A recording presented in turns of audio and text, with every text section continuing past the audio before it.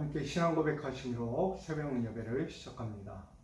전능하사 천지를 만드신 하나님 아버지를 내가 믿사오며 그 외아들 우리 주 예수 그리스도를 믿사오니 이는 성령으로 잉태하사 동정녀 마리아에게 나시고 본디오 빌라도에게 고난을 받으사 십자가에 못 박혀 죽으시고 장사한 지 사흘 만에 죽은 자 가운데서 다시 살아나시며 하늘에 오르사 전능하신 하나님 우편에 앉아 계시다가 저리로서 산자와 죽은 자를 심판하러 오시리라.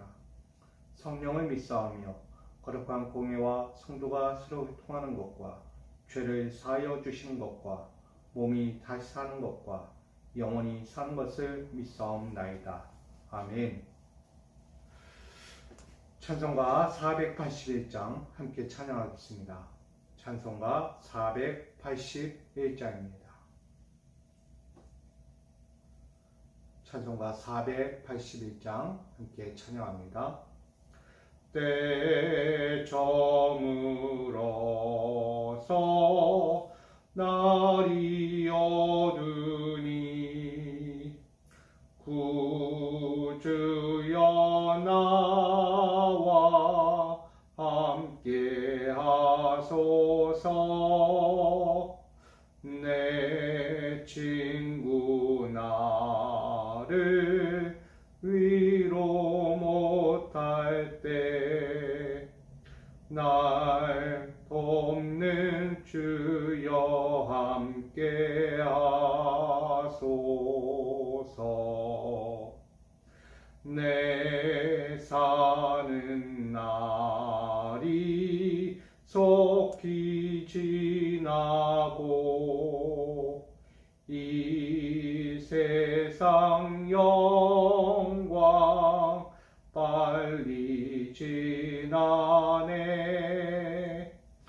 이 천지 만물 모두 변하나 변찮는 주여 함께 하소서. 주 홀로 마귀 물리치시니 언제나 나와 함께 하소서. 주같이 나아가 보아리까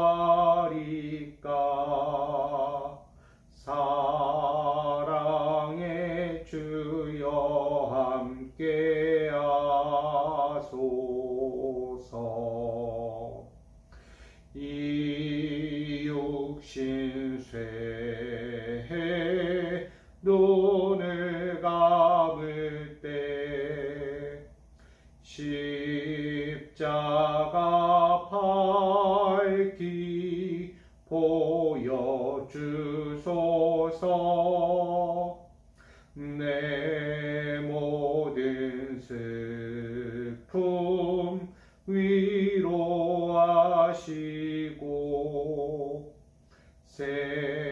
생명의 주여 함께 하소서.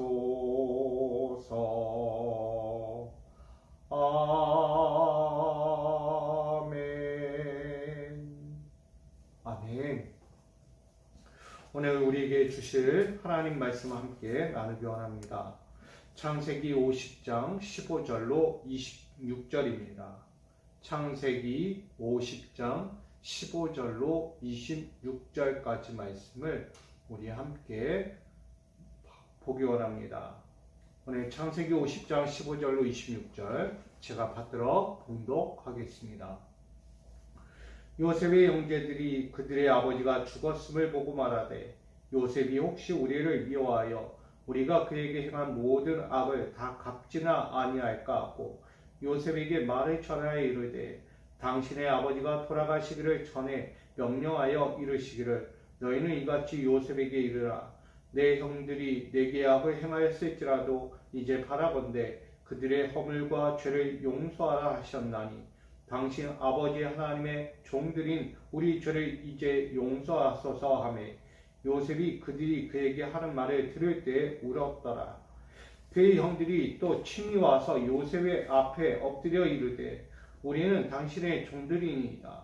요셉이 그들에게 이르되 두려워하지 마소서. 내가 하나님을 대신하리이까. 당신들은 나를 해하려 하였으나 하나님은 그것을 선으로 바꾸사 오늘과 같이 많은 백성의 생명을 구원하게 하시려 하셨나니 당신들은 두려워하지 마소서. 내가 당신들과 당신들의 자녀를 기르리이다 하고 그들을 간곡한 말로 위로하였더라.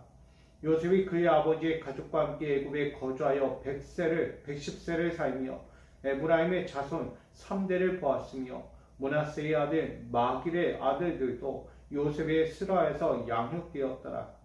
요셉이 그의 형제들에게 이르되 나는 죽을 것이나 하나님이 당신들을 돌보시고 당신들을 이 땅에서 인도하여 내사 아브라함과 이삭과 야곱에게 맹세하신 땅에 이르게 하시리라 하고 요셉이 또 이스라엘 자손에게 맹세시켜 이르기를 하나님이 반드시 당신들을 돌보시리니 당신들은 여기서 내 해골을 메고 올라가겠다 하라 하였더라.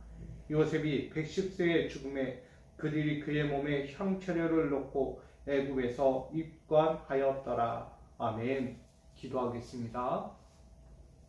사랑과 은혜 하나님, 오늘도 우리에게 허락된 이 귀한 날 주님을 위해 삽니다. 오늘 하루에 모든 어떠한 사건이 나에게 찾아와도 우리는 그 앞에 두려워하지 않고 겁내지 않고 흔들리지 않냐고 오직 주님만 바라보며 주의 말씀에 귀를 기울이고 주의 말씀 앞에 순종하여 그 명령대로 살기를 원합니다.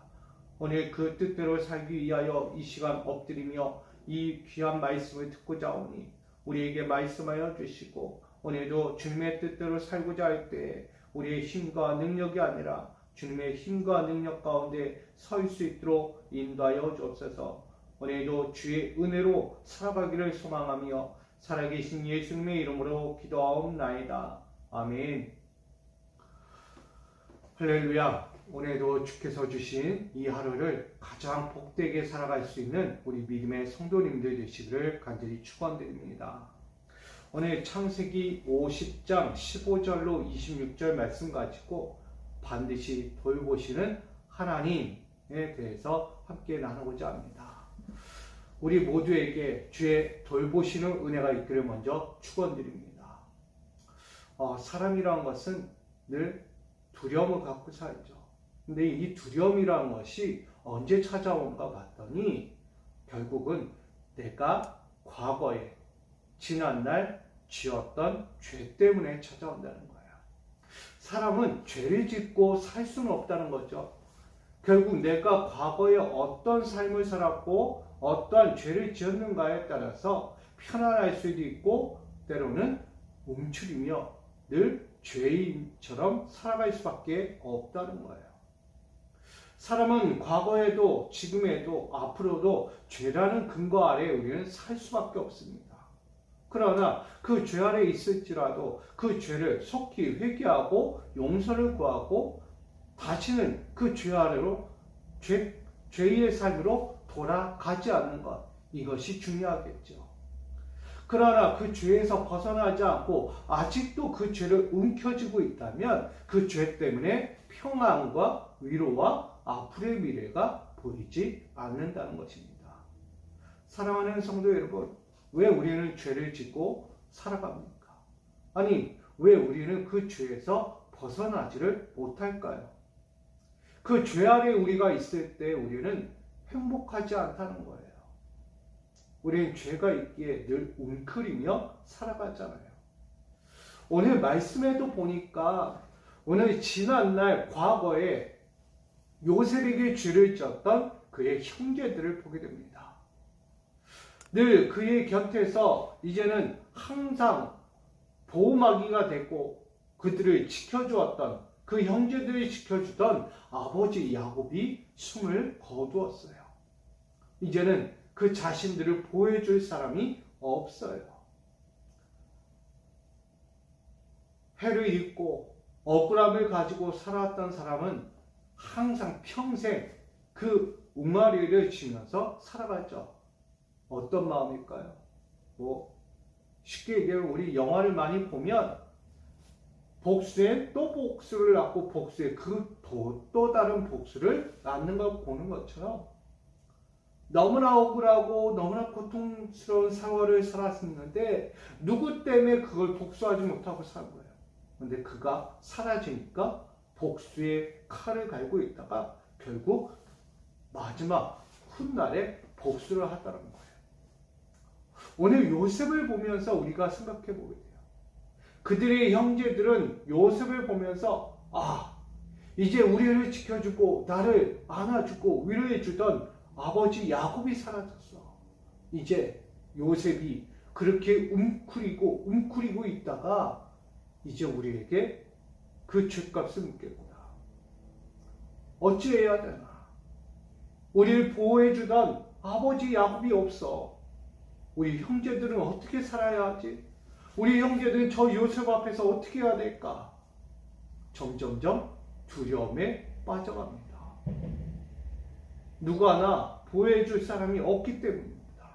그들 스스로도 그 죄 앞에서 벗어날 수 없다는 걸 말하는 거죠.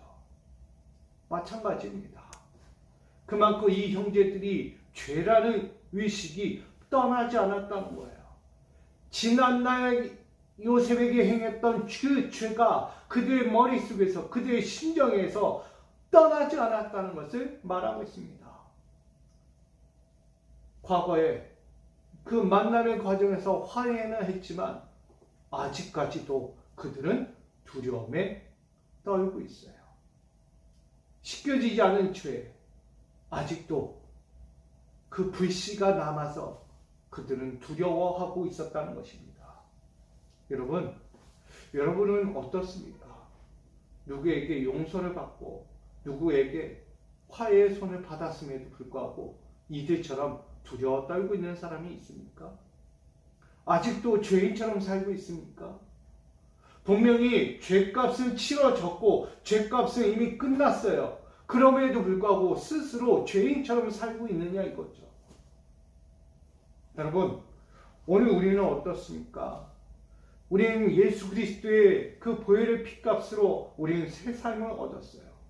그가 십자가에 달려 죽으심으로 우리의 이전의 과거의 죄는 완전히 사라졌어요. 죄인이 아니라 이제 하나님의 은혜를 받은 그리스도의 피값으로 은혜를 받은 자가 되었어요.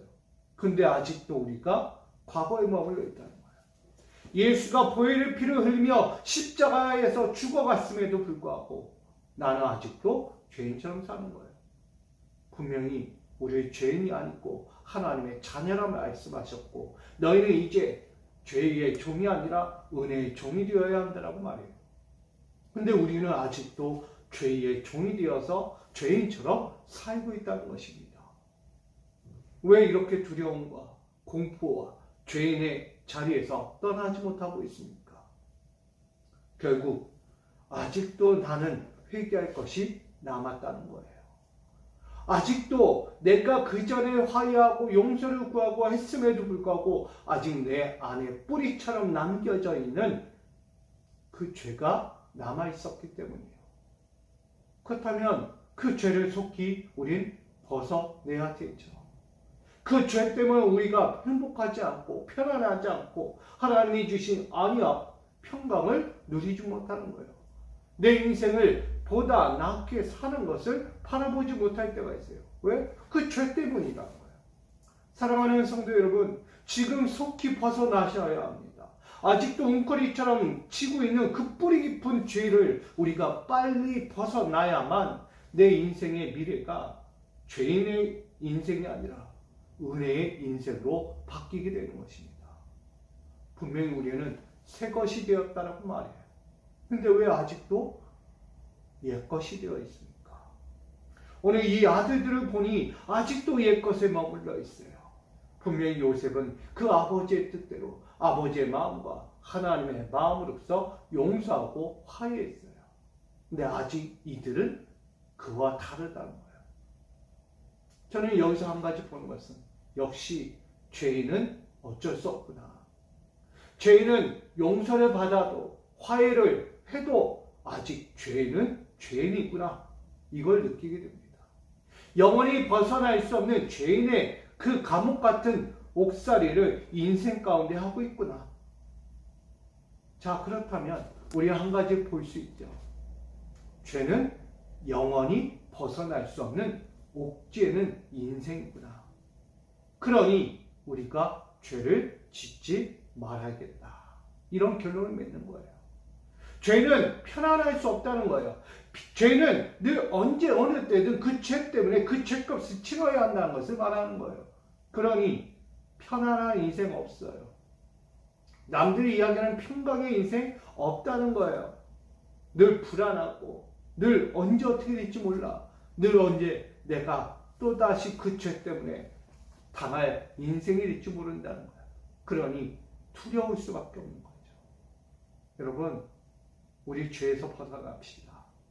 이 죄에서 벗어나야만 자유할 수 있습니다. 주님은 우리에게 죄의 종이 되지 말고 은혜의 종이 되라고 말씀했는데 왜 우리는 아직도 죄의 종이 됩니까? 죄의 종은 힘들어요. 절대 사는 맛이 안 납니다. 그러니 은혜의 종이 되어서 주께서 주신 그 은혜와 평강으로서 참된 길을 늘 달려갈 수 있기를 부탁드립니다. 그러므로 우리 그 죄, 아직도 남겨진 나의 죄들을 주님 앞에 낱낱이 구하고 내 인생의 모든 삶의 길이 평탄으로 인도받을 수 있도록 여러분 그 죄에서 속히 벗어날 수 있는 믿음의 자녀가 되시기를 간절히 부탁드립니다. 나아가서 이 죄 아래 있는 그들, 정말 힘들어하는 형제들을 향해 그 요셉은 말하죠. 나는 당신들의 허물과 죄를 용서하라 했습니다. 이미 용서했습니다. 아니, 그 죄의 용서는 내가 하는 것이 아닙니다. 라고 말해요. 요셉의 입장에서요, 자신에게 행한 형제들을 보며 그 죄를 용서하느냐 마느냐는 그 본인에게 달려 있는데 그 입에서 나오는 한마디가 무엇입니까?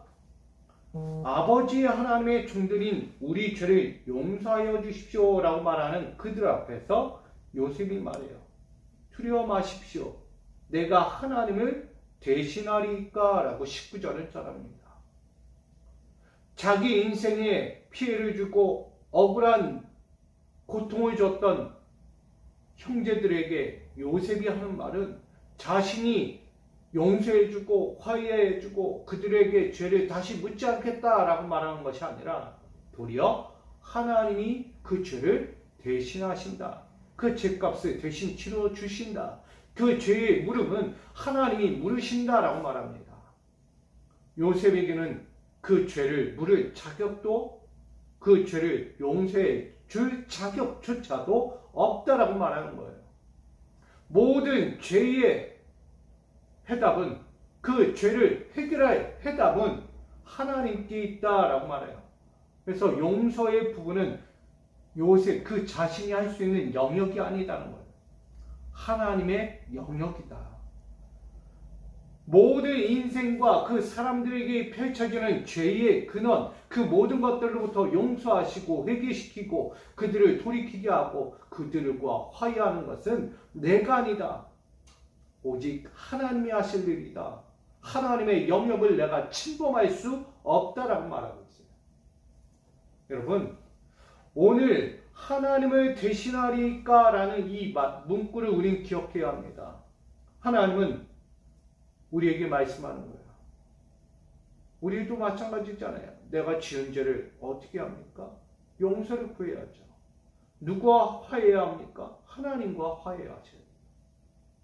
인간적인 관계 안에서도 우리가 화해를 하는데 더더욱 하나님께 화해를 구하지 않는 모습이 있는 거예요. 우리 믿음의 영적인 자녀들은 한 가지가 빠져요. 우리는 육적인 사회 가운데서 삶의 공동체 가운데서 펼쳐지는 문제들 가운데 때로는 용서하고 화해하고 합니다. 그런데 결국은 하나님께 대하여 기도하지 않아요. 하나님, 내가 누구와 함께 공동체 생활을 하다가 이런 문제 저런 문제로 싸우고 비판하고 정죄하고 멸시하고 용서하지 못하고 그렇게 죄를 짓다가 용서했습니다. 화해했습니다. 돌이켰습니다. 근데 이게 아직도 찜찜합니다. 하나님, 내 이 찜찜함을 용서해 주십시오. 하나님이 완전히 해결해 주십시오. 그 상대방이 갖고 있는 저를 향한 그 쓴뿌리 같은 용서하지 못한 마음들이나 죄악의 마음이나 관계적인 마음이나 화해의 마음이나 모든 것들이 완전히 소멸될 수 있도록, 완전히 연합될 수 있도록, 더 이상 그 문제 가지고 왈가불가하지 않도록 하나님 그들의 마음을 위로하시고 만져주시고 저와의 화해의 과정, 용서의 과정, 함께하는 과정이 힘들어하지 않도록 앞으로 계속해서 함께 연합하여 선을 이룰 수 있는 그런 관계가 되도록 이 죄의 쓴뿌리를 속히 거두어 주시옵소서라고 기도해야 하는 거예요. 여러분, 우리는 사람과의 관계에서만 이야기해요. 근데 아니에요. 하나님께도 우린 구해야 합니다. 내 인생에서 펼쳐졌던 수많은 문제들, 사건들, 죄와 용서와 그런 모든 관계들을 어떻게 합니까? 하나님 앞에서도 용서를 구하고 내 죄의 문제를 내려놔야 한다는 사실을 말하고 있는 거예요. 그리할 때 우리에게서 혹여라도 또다시 일어날 수 있는 그 억울함과 보복성의 그 마음들을 하나님께서 완전히 제거해버릴 수 있는 거예요. 사랑하는 성도 여러분, 오늘 말씀에도 나오듯이 요셉은 말하고 있어요. 이 죄값은 하나님 하셔야 됩니다. 내가 대신할 수 없다.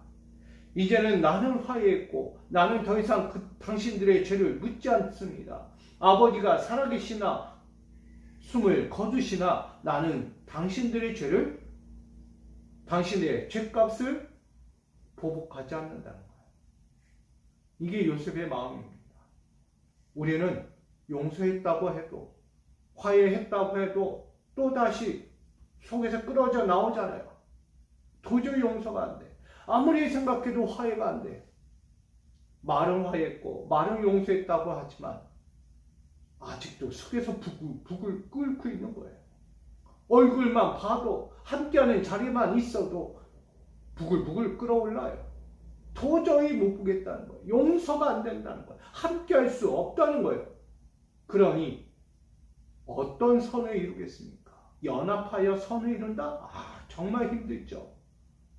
용서가 안 되는데 입술로는 화해하고 용서를 했다고 하는데 마음이 그렇지 않다는 거예요. 마음이.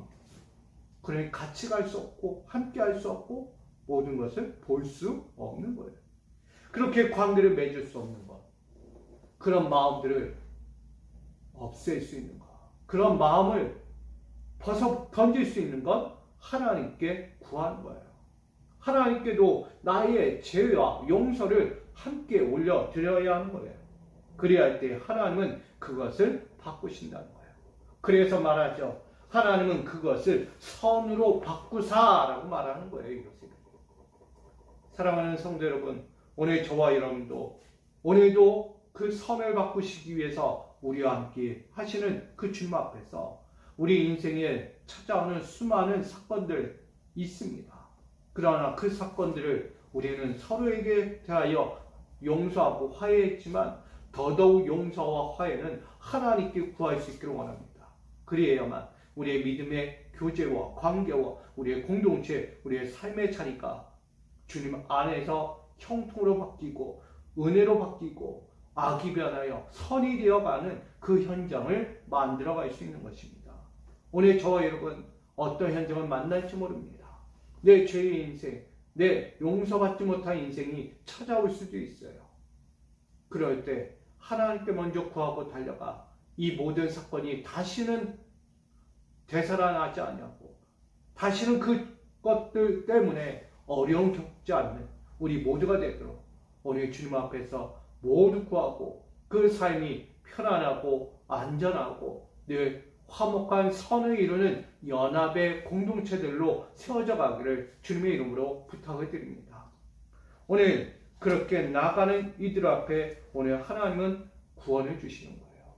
요셉도 하나님은 선으로 바꿔서 그 모든 것을 생명으로 주셨다라고 말합니다.